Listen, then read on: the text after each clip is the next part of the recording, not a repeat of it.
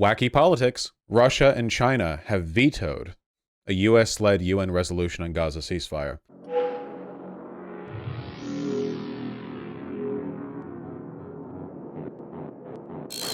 Over and over and over again, the US vetoed previous efforts at denunciation or action with regards to what's going on in the Gaza Strip. And this time, Russia and China tag teaming to drop the elbow on the US-led resolution, the UNO reverse card, how the turntables.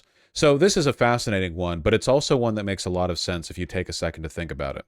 So the explanation that has been given by China and Russia that the US-led resolution was exceedingly politicized and contained an effective green light for Israel to mount a military operation in Rafah, a city on the southern tip of the Gaza Strip. Quote, this would free the hands of Israel, and it would result in all of Gaza and its entire population having to face destruction, devastation, or expulsion, Nebenzia told the meeting. Now, of course, that was going to happen anyway, right? The invasion of Rafah. Basically, what Russia and China's reps are saying is, why don't we go with some of these other ceasefire deals, right? Like pointing at all the other ones that have been proposed. He said a number of non-permanent members of the Security Council had drafted an alternate resolution and said there was no reason for members not to support it. China's UN ambassador, Zhang Jun, I assume I mispronounced that, criticized the text proposed by the U.S. for not clearly stating its opposition to a planned military operation in Israel by Rafah, which he said could lead to severe consequences. So basically, Russia and China's officials are saying, we don't want to sign off on this one because there are better ones. The better ones would provide more protections. Now, this is dishonest from Russia and China, of course, because they know that this was the best they were going to get. The United States has made it pretty clear that they don't have the balls to stand up and support any kind of UN condemnation that actually shuts down what Israel is doing. So we're basically in a position here where Russia and China are daring America to be better while knowing they're not going to be. So why then would Russia and China do this? Why put America in a position where they would have to be better when everyone knows they're not going to be, therefore allowing no resolution to go through instead? Well, I think at this point, it's because Russia and China both understand that what's happening in the Gaza Strip right now makes us look awful. Right now, American international order is tanking because we are essentially stomping on a set of rules that we claim to uphold to defend Israel. We are invalidating ourselves in many ways to the global community. One of the most obvious examples of this would be the fact that right now America is like tanking any potential opportunity for peace in the Middle East in the future, right? Our ability to get along with the Houthis in Yemen, our ability to get along with, Hezbollah or Iran or any other like regional power going out the window. That's just one. But the rest of the world, again, with the exception of like Western Europe and a few other countries, the rest of the world really doesn't like what Israel is doing. It makes us look bad as well. So therefore, Russia and China kind of benefit from this destabilization. They benefit from us hampering ourselves in that way. I think there is like the possibility of sincerity here, but to me, it's most likely that at this point, like Russia and China are both holding our hand in the fire. You know what I mean? Like they're basically saying, we know you're not going to go for a better ceasefire resolution because you suck. So we're going to let you suffer with none at all. You're going to own up to this and you're going to defend it when it happens too, because we know that you've been so bad about this, you're probably not going to turn back now. Yeah, exactly. You made this cake, now eat it. Now, it is possible, of course, that America actually steps up and backs one of the other proposed ceasefire resolutions, and that would make us look good. It would make Russia and China look good, too, because they would have successfully negotiated us into a better deal. But I don't think that's going to happen. I don't think America's going to go for that, So just using a genocide for brownie points then? Well, more to denigrate us on the global stage. Yeah, they are calling our bluff to an extent. Why are they so stupid? Russia and China are actually doing the smart thing here. Keep in mind, like, this is all realpolitik. Very rarely do big, powerful countries care about human life in other countries. What, are you insane? Are you a child? No, of course not. Every big nation, at some point, in order to exert or reinforce or extend its power, is going to have to put millions of people's lives on the scale. against something else they want. China and Russia have both done this many times. We have done this many, many, many times.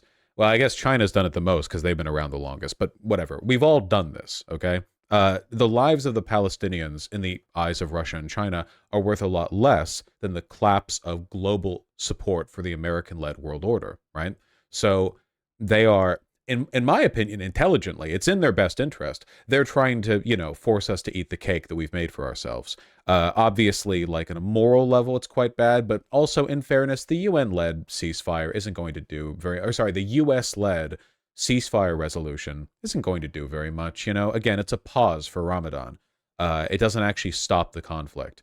I think that America is also just desperately trying to cobble its optics spaghetti and pull it back up, and put it in its pockets. I don't think they're going to successfully. Looks like the Rafah attack is going to happen soon. Yeah, it seems so. Sometime during Ramadan, probably. Oh, Kowalski, I agree the USA could end this without the UN. I'm just saying that we won't because we suck. But as long as we were going to use the UN as like a tepid, half-hearted attempt at delaying the optical consequences of what Israel is doing, Russia and China are taking advantage of this in a way that benefits them, But I don't think it's surprising, really. It seems like a pretty straightforward extension of their material interest. Just curious, how would you directly stop the IDF invasion? Nuts, I know you're just baiting for chat attention because you're in chat more than basically anyone, so you've heard me give this spiel like 18 times. Yeah, Biden's apparently been spitting and sweating ever since that last uncommitted vote of his. Pathetic.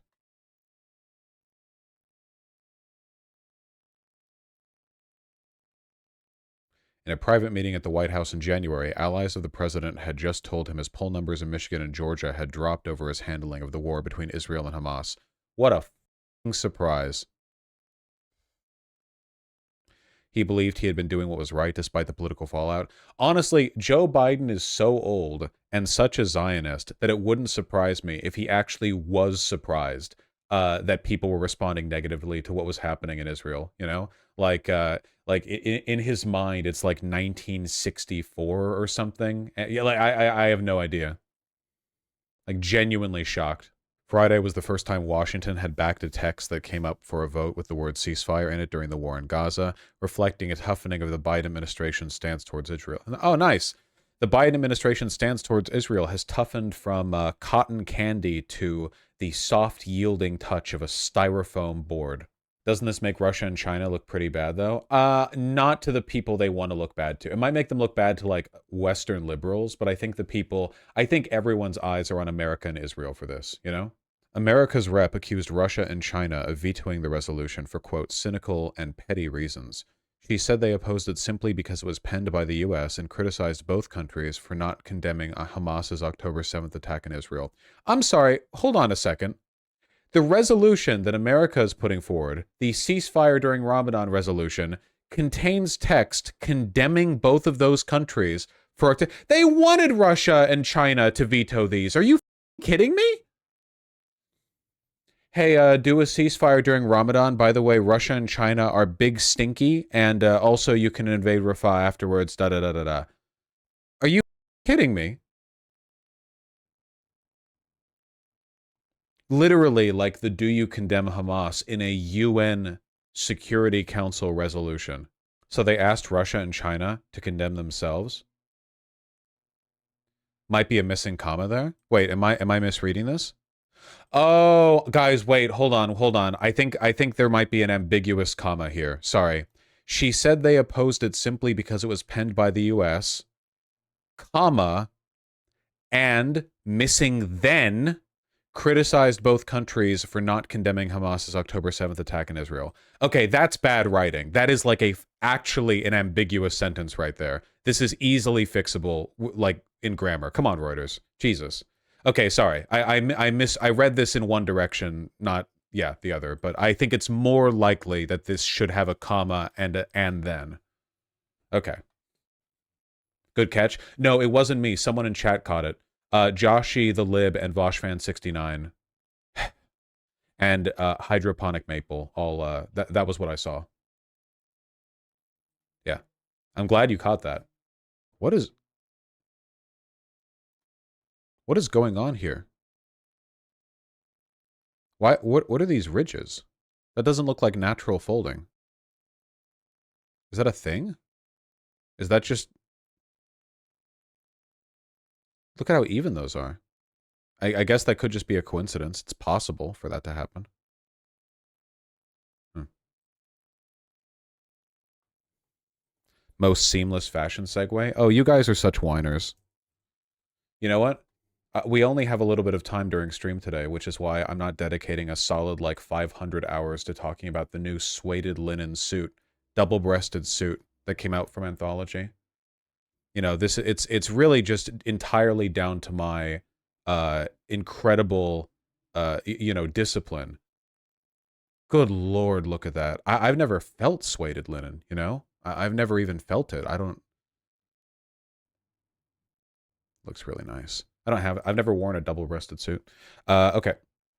Got any new clothes? Yeah, actually, I got some really nice French work pants. I'll show you right now, and then we'll do the more segments. So, okay, because I just realized I have it right next to me. I just realized. Woo! It's cute, no? Look, it's mid-rise.